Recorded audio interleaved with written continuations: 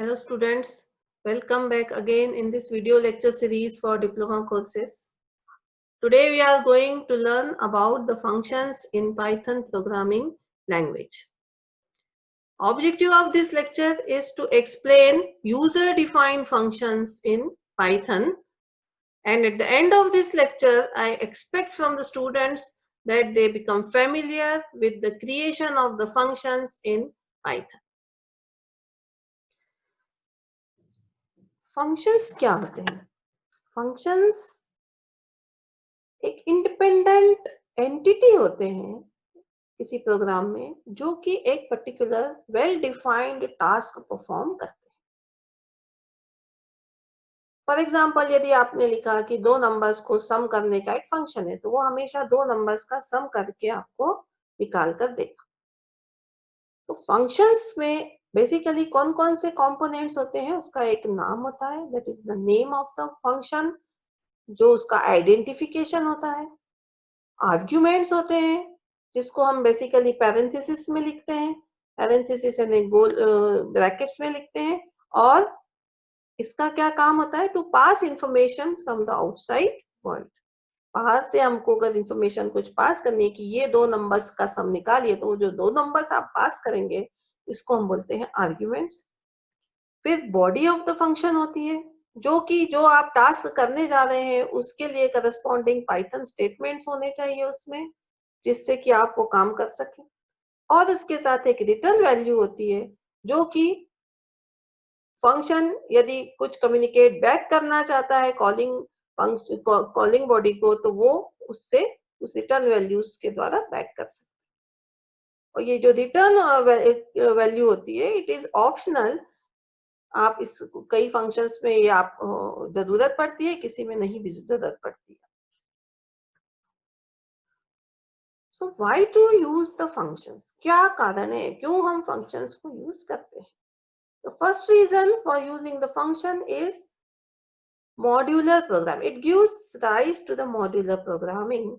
It means break up the complex problem into the small sub problems and solve them separately as a function.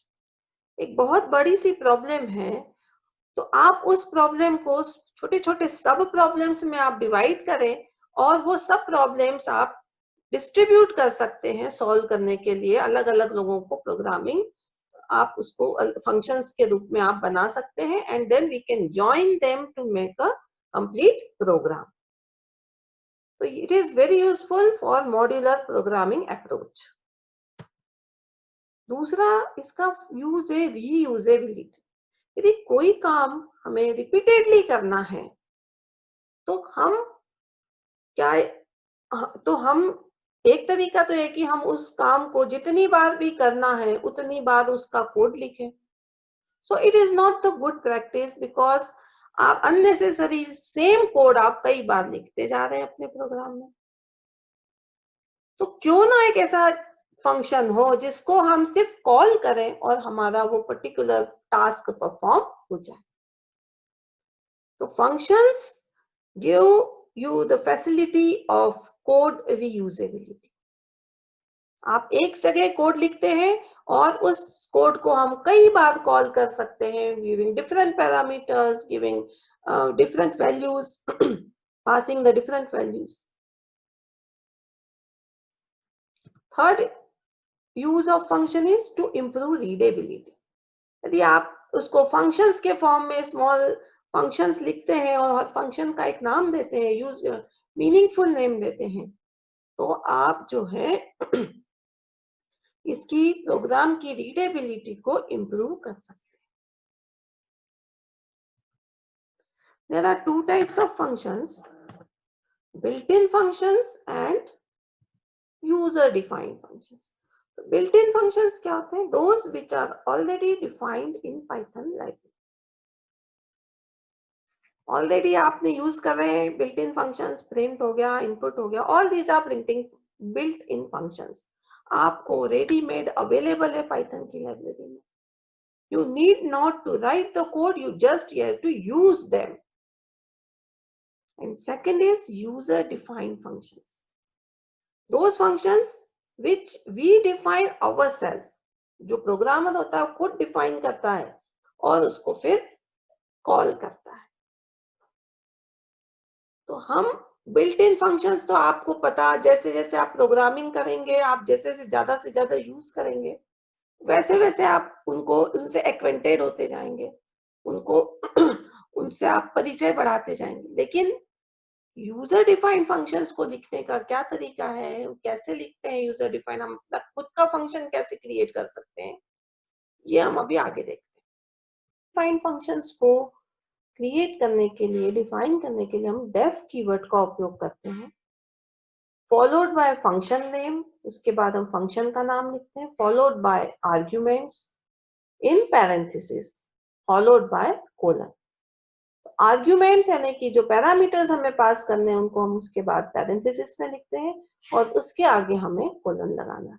So syntax is def def, function का नाम, ये parenthesis is compulsory. कोई भी function यदि आप arguments pass कर रहे हैं या नहीं कर रहे हैं, अगर आप नहीं कर रहे हैं तो आप ब्लैंक रखिए, उसमें कुछ भी नहीं रखिए, लेकिन पैरेंथेसिस लगाना आपको जरूरी है। फंक्शन के नाम के बाद आप पैरेंथेसिस में आर्ग्यूमेंट्स, लिस्ट ऑफ आर्ग्यूमेंट्स देंगे, कितने आर्ग्यूमेंट्स ये फंक्शन आपका बाहर से लेता है, एंड देन उसके बाद कोलन लगाएंगे। कोलन के बाद आप उसकी बॉडी लिखेंगे। So this statements are the Python code which are used to do the task which is performed by the function. आप देख रहे हैं कि ये जो स्टेटमेंट्स है ये कुछ हमने दूर लिखे हैं, यहाँ से स्पेस देके लिखे हैं। So this is called indentation. तो आप अब ध्यान रखिए कि सी में जिस तरह से हम ब्लॉक ऑफ स्टेटमेंट्स को कर्ली ब्रैकेट से रिप्रेजेंट करते थे, यहाँ पर हम इंडेंटेशन से रिप्रेजेंट करते हैं किसी भी स्टेटमेंट ब्लॉक को। यानी फंक्शन सी में आप कर्ली ब्रैकेट्स लगाते थे फंक्शंस के, जैसे मेन फंक्शन लिखते थे तो मेन फंक्शन के बाद opening bracket and then last में क्लोजिंग। यहाँ पर कर्ली ब्रैकेट्स हम नहीं लगाएंगे, हमें जो भी बॉडी लिखनी है, जितने भी स्टेटमेंट्स इस फंक्शन के हैं, वो सारे स्टेटमेंट्स को हमें इंडेंट करके लिखना। इंडेंट का मतलब होता है you need to give this much space, some space before starting the statement. आप देखेंगे जुपिटर में जैसे ही आप कोलन लगा के एंटर करेंगे, आपका जो नेक्स्ट लाइन पे जब कर्सर आएगा वो ऑटोमेटिकली इंडेंटेशन के साथ ही आएगा। इसी थोड़ी स्पेस छोड़कर ही वो कर्सर आपको सही जगह पर लेके जाएगा। So you should be very much aware of giving this colon. Colon देना बहुत आप बिल्कुल ध्यान में रखिए, एंड जैसे ही आप एंटर करेंगे आपको इंडेंटेड आपके स्टेटमेंट्स आप यहाँ से स्टार्ट कर सकते हैं। So this is the example of user defined function in Python। एक छोटा सा एग्जांपल है जिसमें हमने सम निकाला है, दो नंबर्स पास करे हैं इस फंक्शन में। ये फंक्शन है def def is the keyword और फंक्शन का नाम है find sum। no1 no2 क्या है, no1 and no2 are the arguments which are passed to this function find sum। ये पैरामीटर्स बोल सकते हैं आप, आर्ग्यूमेंट्स हैं, ये आर्ग्यूमेंट्स भी बोलते हैं, एंड लास्ट में कोलन लगाया है, and then this indented block of statement is written here. तो उस हमें करना क्या है, दो नंबर्स का सम निकालना है, इसलिए हमने एक वेरिएबल लिया sum numbers equal to no1 plus no2 और एक प्रिंट स्टेटमेंट लिया जो इस सम नंबर्स की वैल्यू को प्रिंट करेगा। The sum of given numbers is sum number. Find sum 3,4 ये है calling this function। अब जब यहाँ पे कॉल करना होगा तो हम कैसे लिखते हैं, फंक्शन का नाम लिखते हैं, पैरेंथेसिस में हम एक्चुअल पैरामीटर्स को हम पास करते हैं। So these parameters are passed to this function। no1 की जगह 3 पास हो रहा है, no2 में 4 पास हो रहा है, और फिर ये फंक्शन जो होगा वो एक्चुअल no1 की 3 वैल्यू और no2 की 4 वैल्यू के लिए कैलकुलेशंस परफॉर्म करेगा और आपको प्रिंट कर देगा। So this will be the output of this function।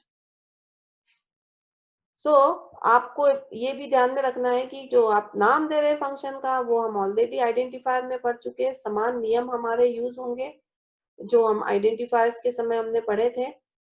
और आप चाहें तो आप पिछला वाला लेक्चर आप जाकर देख सकते हैं। So let us see on Jupyter how this is working. So this is the code. This is the code for same code लिखा हुआ है. Find sum no1, no2.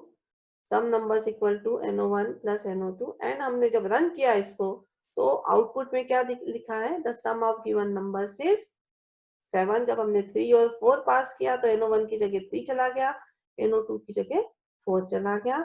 सम कैलकुलेट हुआ और ये आउटपुट में प्रिंट हो गया. प्रिंट स्टेटमेंट भी हमने फंक्शन के अंदर दिया है. सिमिलर जब दूसरी बार जब हमने दो दूसरे नंबर्स के लिए हमने इस फंक्शन को कॉल किया तो उन दो दूसरे नंबर्स का सम कैलकुलेट होगा. no1 अब 10 वैल्यू ले लेगा, no2 20 लेगा और फिर सम कैलकुलेट करेगा. In this way we are calling this function multiple times. We can call this function multiple times giving different values to the parameters. And this is called code reusability. Is it clear? So coming back to the presentation, let us see what is the meaning of the return statement, how it is used. Return statement is required when we need to store or use the result of a function in further calculations in our program. अब आप एक programme लिख रहे हैं, आपको एक दो number का सम निकालने की जरूरत पड़ी, आपने फंक्शन कॉल कर लिया. आपने फंक्शन भी लिखा था 2 नंबर का सम निकालने का, लेकिन अब इस वैल्यू को जो सम है उसको आप कहीं आगे काम में लेना चाहते हैं, कहीं बाद में उसको यूज करना चाहते हैं फंक्शन आपके प्रोग्राम के अंदर, तो उस वैल्यू को हमें कहीं ना कहीं स्टोर करना पड़ेगा. और वो वैल्यू फंक्शन से आपके प्रोग्राम में कैसे जाएगी? वापस से हो जाएगी रिटर्न स्टेटमेंट के through. So this return statement is used to end the execution of the function call and to return the result to the call. आपकी जो फंक्शन है उसका एग्जीक्यूशन एंड कर देता है और आप जो वैल्यू आप वापस भेजना चाहते हो वो वैल्यू कॉलर में यानी कि कॉलिंग प्रोग्राम जो है उसमें आपकी वैल्यू को भेज देते. देन आपकी जिम्मेदारी कि आप उस वैल्यू को कहीं स्टोर करना चाहते हो या आप कहीं प्रिंट करना चाहते हो, आपको क्या करना है उसके साथ.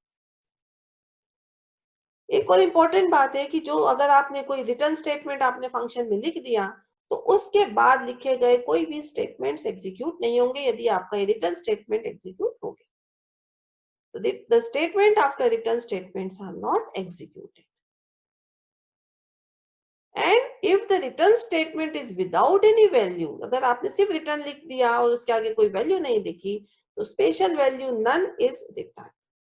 स्पेशल वैल्यू नन होती वो रिटर्न होती. So this is the example. ये एग्जाम्पल में आप देखिए फंक्शन सेम हमने डिफाइन किया हुआ है, वही function number 1 number 2 find sum वाला, and this is calculating the sum of these two numbers. और क्या कर रहा है ये रिटर्न क्या वैल्यू कर रहा है, ये जो वैल्यू आएगी सम आएगा जो वो वैल्यू रिटर्न करेगा. कहाँ रिटर्न करेगा? Calling program. तो क्या प्रोग्राम क्या है हमारा? हम इनपुट ले रहे हैं यूजर से, n1 में हमारा पहला नंबर हम इनपुट ले रहे हैं, n2 में दूसरा नंबर इनपुट ले रहे हैं. सम इक्वल टू हम अब एक वेरिएबल में ये जो वैल्यू रिटर्न होगी वो वैल्यू कहाँ स्टोर होगी? सम नाम की variable. Sum equal to find sum int of n1 comma int of n2. Why this is int of n1? आप पिछले लेक्चर में आपने देखा होगा कि जब हम इनपुट स्टेटमेंट का उपयोग करते हैं तो जो भी वैल्यू यूजर एंटर करेगा चाहे वो इंटीजर भी वैल्यू हो तो वो वैल्यू स्ट्रिंग फॉर्म में एंटर की जाती है. n1 में स्ट्रिंग एक स्ट्रिंग फॉर्म में स्टोर होगी, n2 में भी स्ट्रिंग फॉर्म में स्टोर होगी. तो इस स्ट्रिंग को इंटीजर में कन्वर्ट करना पड़ेगा. यहाँ पर नंबर हमको कैलकुलेशन परफॉर्म किस पे करने? नंबर्स पे करने. तो हम जो है यहाँ पर हमने उसको इंटीजर में कन्वर्ट किया, n2 को इंटीजर में कन्वर्ट किया और फिर इन दोनों को इस इंटीजर वैल्यूज को no1 और no2 की जगह पर हमने पास कर दिया.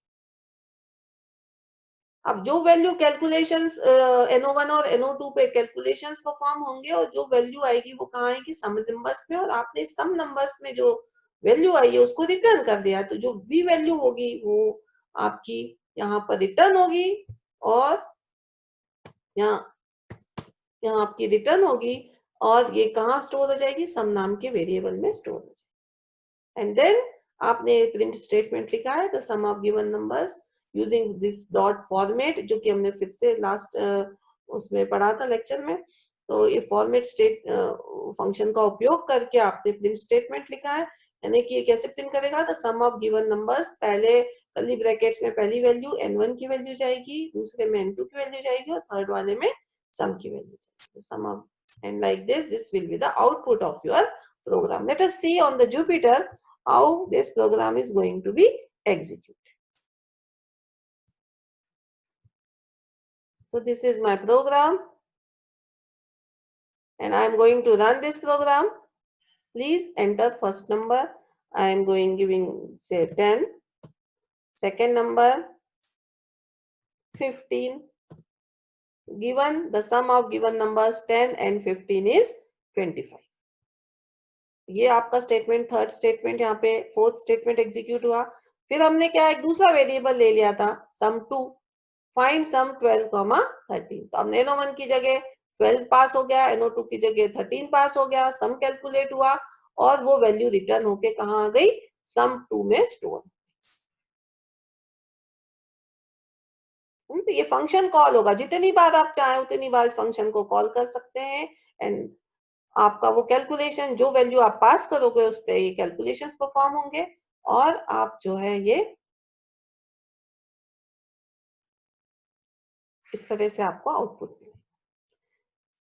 So it is not necessary that a function should have some parameters. आप ऐसे फंक्शंस भी लिख सकते हैं जिसमें कोई भी पैरामीटर हमने पास नहीं किया है। We will see it कि हम सिंपल प्रिंट करने का फंक्शन लिख सकते हैं। फॉर एग्जाम्पल हमने अगर यहाँ पर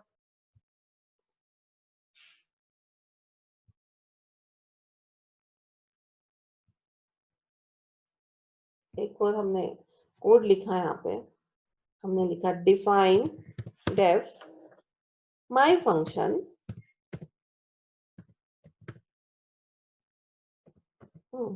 एंड कोलन। जैसे ही आप कोलन लिखते हो और एंटर करते हैं, you get the cursor in the next line which is automatically indented. अब हमने एक प्रिंट स्टेटमेंट लिखा, print hello how are you.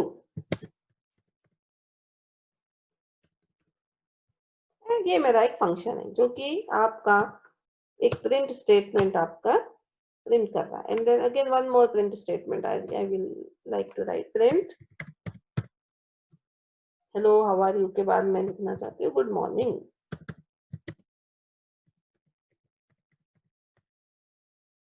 Okay, सो दो प्रिंट स्टेटमेंट है मेरे। एंड देन अब हमारा जो कॉलिंग प्रोग्राम है उसमें अगर हम इस फंक्शन को कॉल करते हैं my function, FUNCT my function, जो नाम दिया है वही नाम आपको यूज करना है।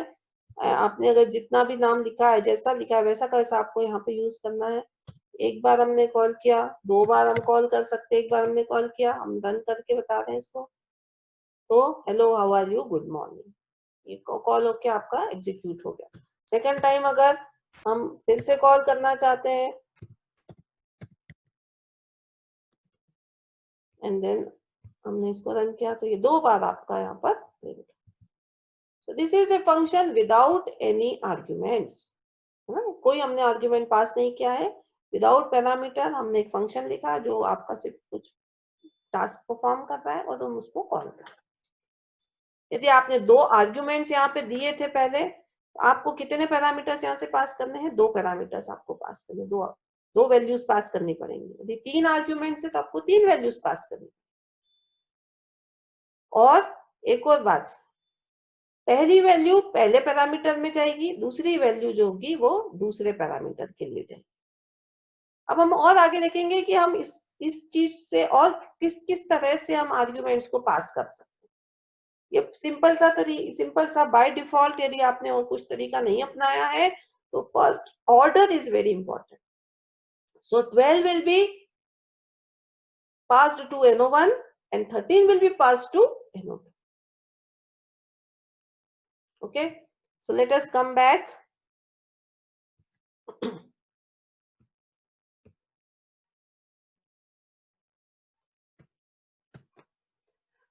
अब हम देखते हैं कि अब डिफॉल्ट आर्ग्यूमेंट्स क्या होते हैं। default argument is an argument that assumes default value if value is not provided in the function. यदि आपने कोई वैल्यू किसी पैरामीटर के लिए नहीं दी है तो हम उसकी कोई डिफॉल्ट वैल्यू सेट कर सकते हैं. The default value is assigned by the assignment operator और हम उसको डेफिनेशन में देते हैं. डिफॉल्ट वैल्यू को कहाँ देते हैं? जब हम फंक्शन को डिफाइन करते हैं और वहां पे हम आर्ग्यूमेंट का नाम इक्वल टू वैल्यू. इसका मतलब ये होता है कि यदि हमने NO2 के लिए कोई पैरामीटर पास नहीं किया है तो बाय डिफॉल्ट इसको कितनी वैल्यू ले ली जाए? इसकी 100 वैल्यू ले ली जाए इस एग्जांपल में. Is it clear? सो अगर हम दोनों की दो वैल्यूज पास करते हैं तो NO1 को पहली वैल्यू जाएगी, NO2 को दूसरी वैल्यू जाएगी. और यदि हम एक ही वैल्यू पास करते हैं और हमको दूसरी वैल्यू डिफॉल्ट वैल्यू लेनी है, यानी कि फिर बाय डिफॉल्ट दूसरी वैल्यू आपकी 100 ही ले ली जाएगी. ये कब यूजफुल होता है? जब हमको बहुत सारे कॉल जो फंक्शन कॉल्स है वो सेम वैल्यू के लिए करने हैं. Useful when some arguments have same value for most of the calls. कि दूसरा नंबर आपका बहुत सारी जगह पर आपका सेम है तो आप उस नंबर को सेट कर सकते हैं और सिर्फ एक ही वैल्यू पास करके आप उसको काम कर सकते हैं. So default argument assumes the default value if the value is not provided in the function call.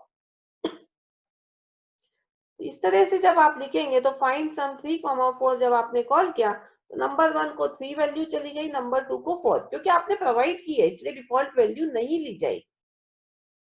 और आपका आउटपुट क्या आएगा? 3 और 4 का सम होके आ जाएगा, that is 7. The sum of given numbers is 7.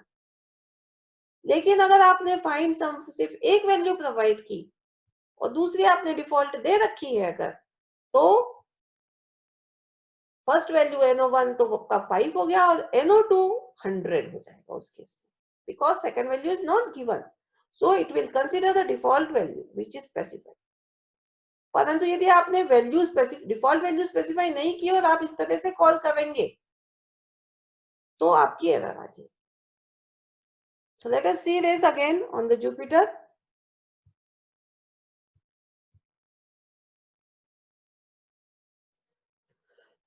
So this is the function find sum with having the default argument. Default argument हमेशा definition में दिए जाते हैं. आपने NO1, NO2 इक्वल टू 100 लिखा, सेम प्रोग्राम है. Find sum 3,4 and find sum 5. Find sum 5 and running this program.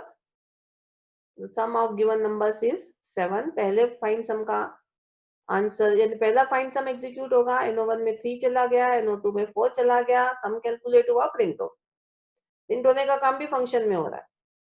दूसरा जब आपने फाइंड सम 5 कॉल किया, कॉल हो गया फंक्शन, NO1 में तो 5 चला गया और NO2 चूंकि डिफॉल्ट है हमारे पास इसलिए इसकी वैल्यू कौन सी हो गई? 100 हो गई और 100 plus 5 is 105 and therefore some is 105 हो गया आपका और प्रिंट हो गया. अब आप ये देखिए कि अगर हम यहाँ पे डिफॉल्ट वैल्यू नहीं देते हैं, हटा देते हैं, सिंपल आप पहले जैसा प्रोग्राम लिखते हैं और इसको सिर्फ एक पैरामीटर से कॉल करते हैं, then you will get an error. You are getting the error. क्या है? Find sum missing one required positional argument NO2. NO2 नहीं मिला, यहाँ पे एरर आ रही है बिकॉज डिफॉल्ट वैल्यू भी आपने स्पेसिफाई नहीं की और एक ही पैरामीटर स्पेसिफाई किया. अगर आप यहाँ पे मान लीजिए NO1 इक्वल टू 100 कर देते हैं और NO2 देते हैं, then what will happen? Let us see. Again there is an error. अब ये कौन सी एरर है भाई? हमने सोचा कि 5 वैल्यू तो हम NO2 के लिए दे रहे हैं और NO1 की हम डिफॉल्ट वैल्यू ले रहे हैं. No, it is not possible because non-default arguments follow default argument. तो आपका जो फंक्शन डेफिनेशन है यहाँ पर एरर है। यहाँ क्या एरर है कि आपके जो डिफॉल्ट आर्ग्यूमेंट्स हैं वो लास्ट में होने चाहिए और नॉन डिफॉल्ट आर्ग्यूमेंट्स कहाँ होने चाहिए, पहले होने चाहिए लिस्ट में। तो आप ऐसा नहीं लिख सकते। आपको अगर लिखना है तो आप यहाँ पे NO2 लिखिए कॉमा NO1 इक्वल टू 100। इस तरह से आपको पहले जितने भी आर्ग्यूमेंट्स है उसमें नॉन डिफॉल्ट आर्ग्यूमेंट्स आपको पहले लिस्ट में देने हैं और लास्ट में आपको डिफॉल्ट आर्ग्यूमेंट्स देने हैं। And then if I run this program it is okay. So NO2 में आपकी 5 वैल्यू चली गई, NO1 100 हो गया again and this is okay. So is it clear?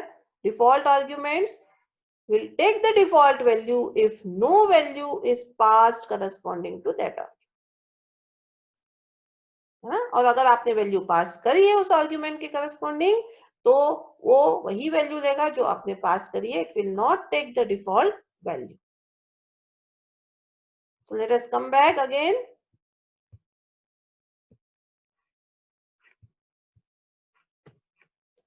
Second इसमें एक और ऑप्शन है कीवर्ड आर्ग्यूमेंट्स का। So let us see what is keyword argument. Keyword argument जो है ये कॉलिंग फंक्शन में दिया जाता है। जहां हम कॉल कर रहे हैं ना फंक्शन को, वहां पर हम यदि हमको पैरामीटर्स के नाम आर्ग्यूमेंट्स के नाम पता है कि हमारा जो फंक्शन है उसमें हमने आर्ग्यूमेंट के नाम जैसे यहाँ पे फिजिक्स है, केमिस्ट्री और एक मैथ्स है, तो 3 आर्ग्यूमेंट्स है जिनके नाम हमें पता है, तो हम उन नाम के साथ उसकी वैल्यू असाइन करके हम उसको सेट कर सकते हैं। तो हम कीवर्ड क्या देंगे, नेम ऑफ द आर्ग्यूमेंट और इक्वल टू लगाएंगे और उसकी वैल्यू यहाँ पर प्रोवाइड करेंगे। इससे फायदा क्या है, इससे फायदा ये है कि हमें ऑर्डर का याद रखना जरूरी नहीं है कि पहला नंबर हमको जो देना है वो फिजिक्स का देना है, दूसरा हमको केमिस्ट्री का देना है और तीसरा मैथ्स का देना है। अरे हम भूल गए पहला काय का था। तो इस तरह से हमको ऑर्डरिंग की को याद रखने की जरूरत नहीं है। हम लिख देंगे मैथ्स इक्वल टू इतना, फिजिक्स इक्वल टू इतना, केमिस्ट्री इक्वल टू इतना। तो हमको अगर ये ऑर्डरिंग को याद रखने में परेशानी हो रही है तो हम इस तरह से कीवर्ड आर्ग्यूमेंट्स का उपयोग कर सकते हैं calling function. So let us read it out. Allows calling function to specify argument name with value. calling function से हम argument name और उसकी values हम provide कर सकते हैं। argument name equal to value. Calling function need not to remember the order of the argument. तो हमें अब order remember करने की जरूरत, याद रखने की जरूरत नहीं है। हमको सिर्फ उनके पैरामीटर्स के नाम पता होने चाहिए, आर्ग्यूमेंट्स के नाम पता होने चाहिए कि क्या नाम से हमने आर्ग्यूमेंट्स दिए हैं और हम वो नाम के साथ इक्वल टू लगाकर वैल्यू प्रोवाइड कर सकते हैं। Again, all keyword arguments passed must match one of the arguments accepted by the function and it should not be repeated. आप 2 बार math equal to 50, math equal to 50 नहीं दे सकते। एक बार ही आपको repeat नहीं करना है, 2 बार आपको नहीं देना है। दूसरा आपका क्या क्या बात है कि आपकी ये जो आप कीवर्ड्स जो देंगे वो एक किसी न किसी आर्ग्यूमेंट से मैच होने चाहिए। So let us see again on the Jupyter. So same program I have written. अब देखिए आपने यहाँ पर physics, chemistry, maths equal to 60, तो हमने यहाँ पे दोनों तरह के आर्ग्यूमेंट्स का यूज करा है। हमने यहाँ पे डिफॉल्ट आर्ग्यूमेंट भी यूज करे हैं, कहाँ पर, फंक्शन डेफिनेशन में, और फंक्शन कॉलिंग में हमने कीवर्ड आर्ग्यूमेंट्स भी यूज करे।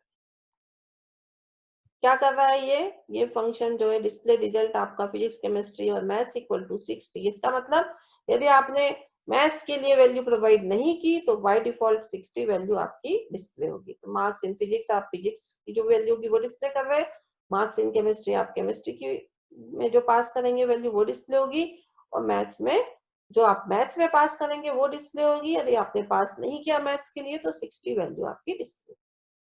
So let us see the first function call. आपने पहला फंक्शन कॉल किया, कौन सा किया, with the value 75, 70 and 85। तो फिजिक्स में कौन सी आपने ना इसमें डिफॉल्ट आपने ना इसमें आर्ग्यूमेंट कीवर्ड आर्ग्यूमेंट्स का भी उपयोग नहीं किया है और डिफॉल्ट की भी आपको इसमें जरूरत नहीं है। पहली 3 वैल्यूज आपने दी है, पहली वैल्यू फिजिक्स में जाएगी 75, दूसरी वैल्यू केमिस्ट्री आर्ग्यूमेंट के लिए पास होगी 70 और तीसरी वैल्यू जो होगी वो मैथ्स आर्ग्यूमेंट के लिए पास होगी that is 85। And what should be the result? The marks in physics 75, chemistry 70 and marks in maths are 85. Second function call में आपने क्या कहा है यहाँ पे? Chemistry equal to 50, physics equal to 60. अब आपने इसमें ऑर्डरिंग चेंज कर दी, देखिए आप पहले केमिस्ट्री लिख रहे हैं, बाद में फिजिक्स लिख रहे हैं, नो प्रॉब्लम. आप 50 वैल्यू किसके लिए पास कर रहे हैं? केमिस्ट्री के लिए. 60 वैल्यू किसके लिए पास कर रहे हैं? फिजिक्स के लिए. और आपने मैथ्स के लिए वैल्यू पास नहीं की है, तो कौन सी वैल्यू मानी जाएगी? डिफॉल्ट वैल्यू मानी जाएगी. तो 60 वैल्यू जो होगी वो मैथ्स के लिए ले ली जाएगी बाय डिफॉल्ट. और थर्ड आपने जो वैल्यू पास करी है, डिस्प्ले रिजल्ट 40,50 अगेन, तो 40 फिजिक्स के लिए. अब यहाँ पे ऑर्डरिंग अगेन इंपॉर्टेंट हो गई. पहला पैरामीटर पहले, दूसरा पैरामीटर दूसरे. 40 will be passed to physics, 50 will be passed to chemistry. Physics की वैल्यू 40 होनी चाहिए, केमिस्ट्री प्रिंट होना चाहिए 50, और मैथ्स अगेन डिफॉल्ट वैल्यू लेनी पड़ेगी क्योंकि आपने स्पेसिफाई नहीं करी है, तो 60. Let us run this program. बिल्कुल सही. पहला आपका मैथ फिजिक्स में 75, केमिस्ट्री 70 एंड मैथ्स आपका 85 है ना. ये फर्स्ट वाला कॉल था जो कि 3 आपकी लाइंस प्रिंट कर रहा है. This is okay. सेकंड वाला कॉल जो है, सेकंड फंक्शन कॉल जो है, वो क्या अपन ने कहा था? फिजिक्स में 60 जाना है, बिल्कुल बराबर. मार्क्स इन फिजिक्स, फिजिक्स में 60 गया. मार्क्स इन केमिस्ट्री, केमिस्ट्री में कितना गया? 50 गया, 50 गया बिल्कुल. और मैथ्स में कितने हैं? मैथ्स में आपने स्पेसिफाई नहीं करे, तो मैथ्स के मार्क्स कितने आ रहे हैं? 60 आ. डिफॉल्ट आर्गुमेंट ले रहा है. So this is also okay. This is also okay. And the third value, third function call will display 40 marks in physics, क्योंकि पहला पैरामीटर पहले आर्गुमेंट को दिया जाएगा. पहली वैल्यू पहले आर्गुमेंट को, दूसरी वैल्यू दूसरे आर्गुमेंट को. तो फिजिक्स में 40 चले जाना चाहिए था, केमिस्ट्री में 50, और मैथ्स में चूंकि आपने स्पेसिफाई नहीं किया है तो 60 बाय डिफॉल्ट. तो 40, 50 and 60 we are getting in the output. If you define here some other value comma 80, then default value नहीं ली जाएगी, जो पास की गई है वो ली जाएगी. And again running this program, तो मैथ्स की वैल्यू आपकी यहाँ पर चेंज हो गई 80. But so many facilities are provided by to you in Python for writing easily whatever you want. जिस तरह से आप करना चाहते हैं, जितनी आसानी आपको मिल सकती है इसमें फंक्शंस को यूज करने के लिए. So let us move forward. So keyword argument versus non keyword argument. तो इनमें थोड़ा सा डिफरेंस मैंने फिर से स्पेसिफाई किया है. नॉन कीवर्ड आर्ग्यूमेंट्स जो सिंपल आप देते हैं, मस्ट मैच बाय पोजीशन. अभी हम बता चुके, पोजीशन से मैच होना चाहिए. ऐसा नहीं हो कि आपने केमिस्ट्री के मार्क्स पहले लिख दिए, फिजिक्स के बाद में लिख दिए और सोचा कि ये तो सही हो जाए. ऐसा नहीं, पहला मार्क्स पहले जगह ही जाएगा, दूसरा दूसरी जगह जाएगा. That is the order is very important. Order of keyword argument is not important. और जब आप, यदि आप कीवर्ड इक्वल टू वैल्यू देते हैं, यानी कि आर्ग्यूमेंट का नाम इक्वल टू वैल्यू देते हैं, तो ऑर्डर की इसमें कोई आवश्यकता नहीं होती. आप कहीं पर भी उसमें ऑर्डरिंग उसको किसी भी पहले स्थान पे लिखे चाहे दूसरे स्थान पे लिखे, इससे कोई फर्क नहीं पड़ता. तो जैसे आपने यहाँ पर लिखा 75, तो फिजिक्स में गया.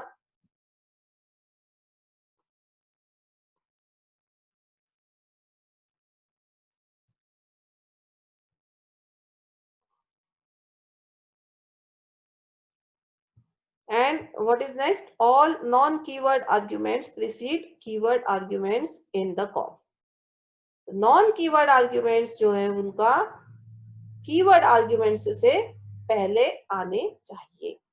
यदि आप इसमें नॉन कीवर्ड आर्ग्यूमेंट्स देते हैं तो वो कीवर्ड आर्ग्यूमेंट से पहले आने चाहिए. तो what will be the output of this program? Let us see what will be the output of this program.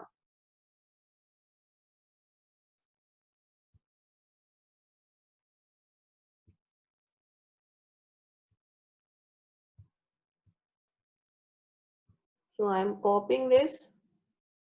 Okay, I am not copying this. I am ये इसको कॉपी कर लेते हैं, कंट्रोल सी, एंड देन यहाँ पर ही मैं इसको paste कर देती हूँ. one more call, physics equal to 20 75 70, and let us run this. There is error, got multiple values for argument physics.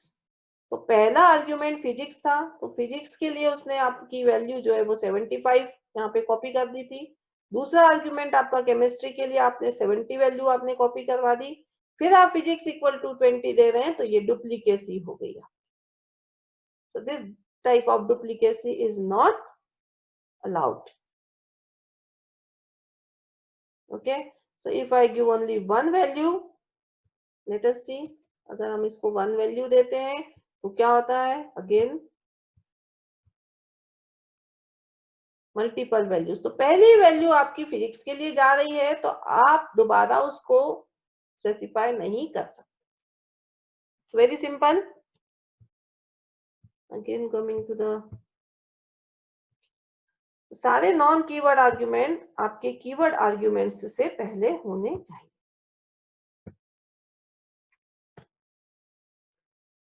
एक और यहाँ पर हम फीचर प्रोवाइड किया गया है पाइथन में, that we can pass the variable length arguments, यानी कि हम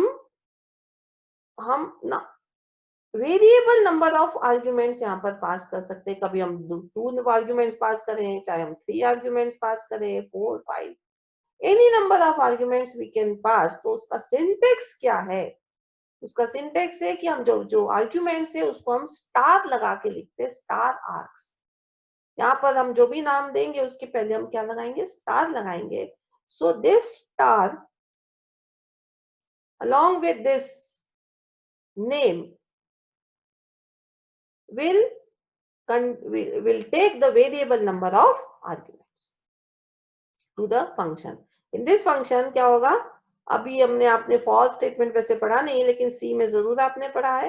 तो n इन नंबर्स, जितने भी नंबर्स है उसमें से हर नंबर के लिए जो सम है उसमें ऐड होता जाएगा। 0 प्लस पहला नंबर, फिर पुराने सम में नेक्स्ट नंबर ऐड होगा, और सारे नंबर्स का आपका सम निकल। So like this, you can pass the variable length number of arguments to the function. Again, Jupyter पे हम करके देख लेते हैं इसको भी। Like this, ये आपने कहा define star number as equal to 0 and same program is written. अब आपने क्या किया यहाँ पे, आपने यहाँ पर पास किया 5512. So running this, sum is 30. Print कर रहे हैं आप इसको, तो क्या प्रिंट हो रहा है, 13। तो आपने ये जो पैरामीटर्स कितने पास करें, यहाँ पे 4 पास करें। अगर हम यहाँ पे और 2 पैरामीटर्स पास कर देते हैं, मान लीजिए 3 पैरामीटर्स और पास कर देते हैं, and running this, you will get the sum of all these parameters. So you can pass the variable number of arguments to the function in Python using star operator before the argument. Star arcs is used basically. And similarly, you can use star kw arcs to pass variable length keyworded argument list. Keyword argument list को, variable number of keyword arguments अगर आपको pass करने function में, तो आप star kw arcs का use कर सकते हैं।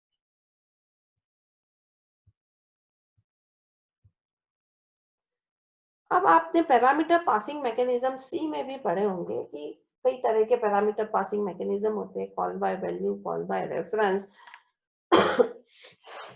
तो पाइथन में कौन सा पैरामीटर पासिंग मैकेनिज्म यूज होता है?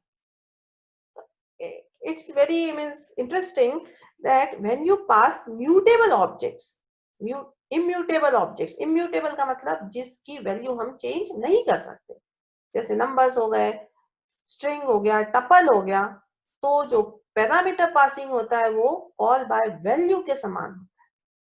So when you pass immutable objects like numbers, strings, tuples, parameter passing in Python is like call by value. Call by value क्या होता है? Actual arguments जो होते हैं उसकी कॉपी क्रिएट होती है फंक्शन में, कॉपी भेजी क्रिएट की जाती है एंड ऑपरेशन उस कॉपी के ऊपर परफॉर्म होते हैं और आपको जो एक्चुअली जहां आर्ग्यूमेंट से जो वेरिएबल से उस पे कोई भी चेंज रिफ्लेक्ट नहीं होता. A copy of actual argument is created and operation is performed on this copy. Changes done inside the function are not reflected back outside the function. जो भी आप चेंजेस x इस पे करते हैं, अब जैसे ये वाला एक इंटरचेंज का प्रोग्राम लिखा है, दो नंबर्स की वैल्यू इंटरचेंज करने के लिए, और हमने इसको कॉल किया a और b वैल्यूज, a में 6 है, b में 10. तो x एक कॉपी बनाएगा जिसमें 6 वैल्यू स्टोर होगी, y में 10 वैल्यू स्टोर होगी, तो b की कॉपी बनाएगा और ये ऑपरेशन परफॉर्म होगा. और अगर हम a और b को फिर प्रिंट कराएं, आप सोचें कि हमने इंटरचेंज कर लिया तो a की वैल्यू 10 हो जानी चाहिए, b की वैल्यू 6, ऐसा नहीं होगा. तो दिस जो भी काम हुआ उस कॉपी के ऊपर हुआ है. ओरिजिनली आपका जो भी वैल्यूज है वो अनटच्ड है, उसमें कोई चेंज नहीं हो रहा है. So output will be 6 and 10. और जब हम म्यूटेबल ऑब्जेक्ट्स को पास करते हैं, जैसे कि लिस्ट हो गया, mutable means in which we can change the values. List में हम किसी भी लिस्ट आइटम को चेंज कर सकते हैं, वी विल सी आफ्टरवर्ड्स. तो म्यूटेबल ऑब्जेक्ट्स यदि हम पास करते हैं तो जो पैरामीटर पासिंग मैकेनिज्म है पाइथन का, it is like call by reference. तो whatever change you make in this input parameter in this list, it will be reflected outside of the function as. जैसे आपने ये list अपने यहाँ पे आपने एक लिस्ट क्रिएट करी है और उसको आपने फर्स्ट नंबर को लास्ट नंबर से इंटरचेंज करने के लिए आपने कोड लिखा है और आपने लिस्ट यहाँ पे पास कर दी. जब हम इसको फिर से इस लिस्ट को जब हम प्रिंट करेंगे तो हमारा जो भी यहाँ पे ऑपरेशन परफॉर्म हुआ है इंटरचेंज का, it will be reflected back in the outside of the function. हमारी ओरिजिनल लिस्ट ही हमारी फिर से चेंज हो गई है. So let us again see ये दोनों प्रोग्राम्स हम लोग देख लेते हैं. इंटरचेंज यहाँ पर हमने किया है, ये interchange x, y a equal to 6 b equal to 10, interchange a, b. x में हमने a की वैल्यू पास करी है, y के लिए b की वैल्यू पास करी है. It is like call by value. हम x और y की वैल्यू को इंटरचेंज कर, a और b की वैल्यू अनटच्ड है, वैसी की वैसी रहेंगी. जब हम इसको प्रिंट a, b करेंगे बाद में, तो a में 6 ही प्रिंट होगा आउटपुट में और b में 10 प्रिंट होगा. लेट अस सी हो रहा है कि नहीं. यस, a की वैल्यू 6 प्रिंट हो रही है, b की value 10 print, because a copy is going to be formed. It is called by value, it is not called by reference. Call by reference में जो भी आप ओरिजिनल जो पैरामीटर पास करते हो उस ओरिजिनल पैरामीटर पे ही वर्क आपका परफॉर्म होता है ना, उस ओरिजिनल वेरिएबल पे ही वर्क परफॉर्म होता है. कॉपी पे वर्क परफॉर्म नहीं होता है कॉल बाय रेफरेंस में. कॉल बाय वैल्यू में आपकी कॉपी क्रिएट होती है और उस कॉपी पे perform. Similarly second program, this is the list. ये लिस्ट मैंने क्रिएट करी और मैंने फंक्शन को कॉल किया. फंक्शन क्या कर रहा है, फंक्शन एक लिस्ट का इनपुट ले रहा है और फिर हम इसकी लेंथ निकाल रहे हैं. आप ये देखेंगे आगे चल के लिस्ट पे len is the inbuilt function of this list object. और हम उसकी लेंथ पता कर सकते हैं, कितने ऑब्जेक्ट्स है इस लिस्ट में, कितने एलिमेंट्स है इस लिस्ट में. और फिर हमने एक टेम्पररी वेरिएबल का यूज करके फर्स्ट ऑब्जेक्ट को हम उसके इंडेक्स 0 रहता है तो उस फर्स्ट ऑब्जेक्ट को हमने टेम्पररी वेरिएबल में सेव कर लिया और फर्स्ट ऑब्जेक्ट में हमने लास्ट ऑब्जेक्ट को वैल्यू डाल दी. लास्ट कौन सी होगी, इंडेक्स क्या होगा, अगर लेंथ आपकी n है तो n-1 होगा इंडेक्स, लेंथ -1. और लास्ट वाले में फिर जो टेम्पररी में पहली वैल्यू डाली थी वो हमने फिर से लास्ट वाले में डाली. तो अब आपकी जो प्रिंट होगी लिस्ट, उसमें आपका फर्स्ट एलिमेंट 10 होगा और लास्ट एलिमेंट 1 होगा. Let us see. Yes, first element is 10 and last element is 1. So this operation जो भी फंक्शन के अंदर आपने ऑपरेशन परफॉर्म किया है, it is perform originally on this list. This list is going to get modified. So this is called by reference. तो Python में आपकी दोनों तरह के पैरामीटर पासिंग है, call by value and call by reference. तो इस तरह के मैकेनिज्म को हमने नया नाम दिया है, the parameter passing mechanism in Python is termed as call by object reference और call by assignment.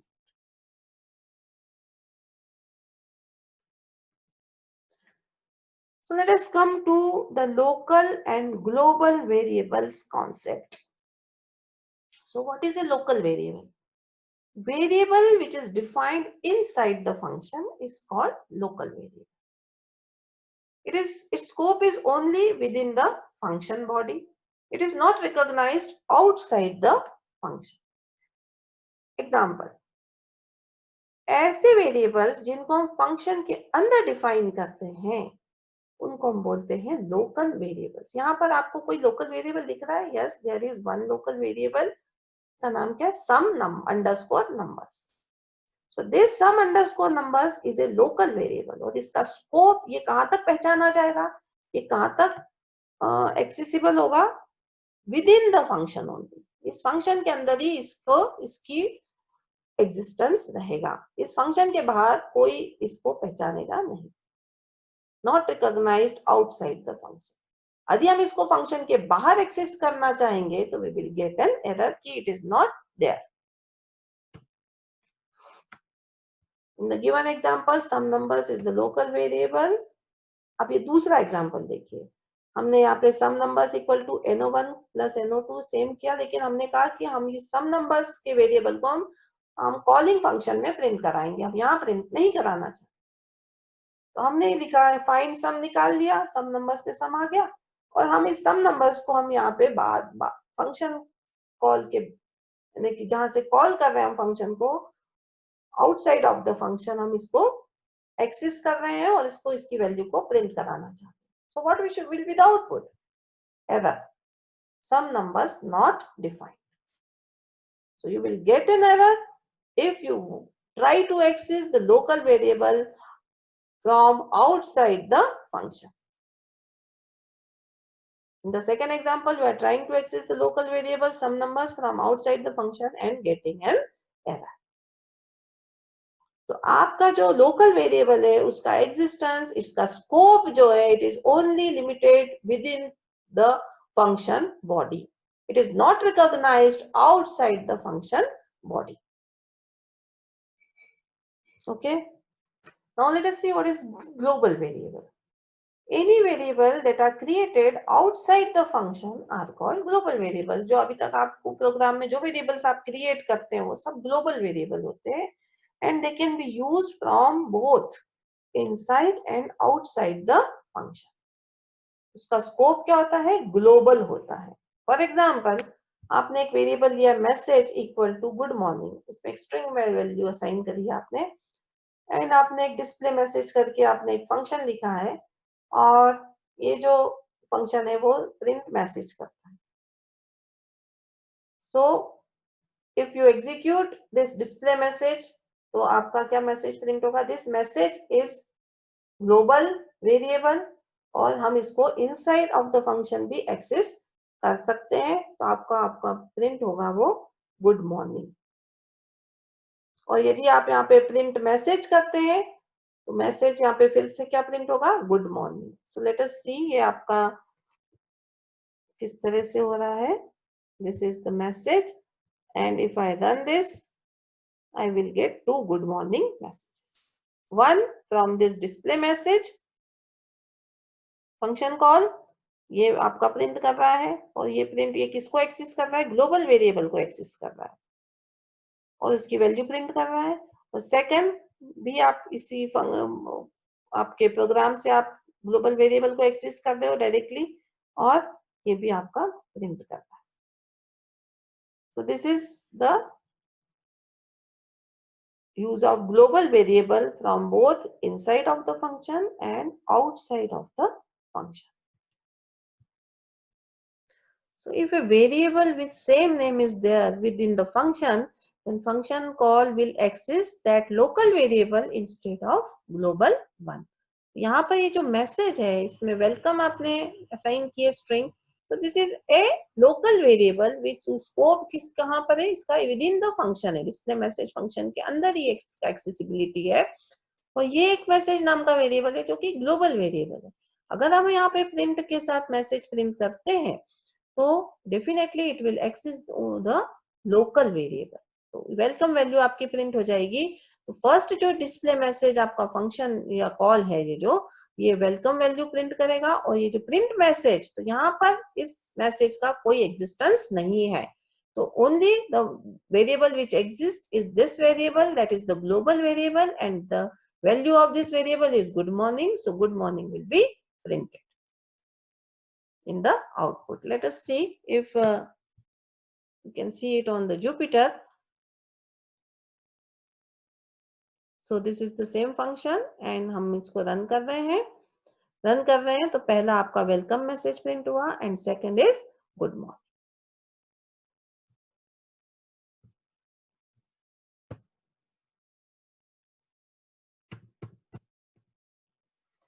Something more about the global variables. Value of global variable cannot be altered by a function. This is very important. यदि आपने एक global variable define किया x equal to 2 और आपने एक function में इसकी वैल्यू चेंज करी x equal to x plus 2, then there will be error. Local variable x reference before assignment. So ये जो x है इक्वल टू ये यहाँ वाला जो x है ये आपका as a local variable treat होगा, वो ग्लोबल को कंसिडर नहीं करेगा क्योंकि आपने इसको असाइन नहीं किया कोई वैल्यू, इसलिए उसने एरर दी है कि local variable x reference before assignment. तो जो outside of the function print x आपने किया तो x की वैल्यू 2 आपकी प्रिंट हो गई। फिर आपने माय फंक्शन कॉल किया तो माय फंक्शन में जैसे ही उसने कहा कि x equal to x plus 2, तो व्हाट इज x? ये ग्लोबल वेरिएबल की वैल्यू को चेंज नहीं कर सकता है, ग्लोबल वेरिएबल को नहीं ले सकता, either it should be a local variable. Local variable अगर है तो उसकी कोई इनिशियल वैल्यू होनी चाहिए, तो it is not getting that value. तो अगर आपको ग्लोबल वेरिएबल की वैल्यूज को मॉडिफाई करने की परमिशन चाहिए फंक्शन के अंदर, तो हमें उसे ग्लोबल कीवर्ड के द्वारा डिक्लेयर करना पड़ेगा, लाइक दिस।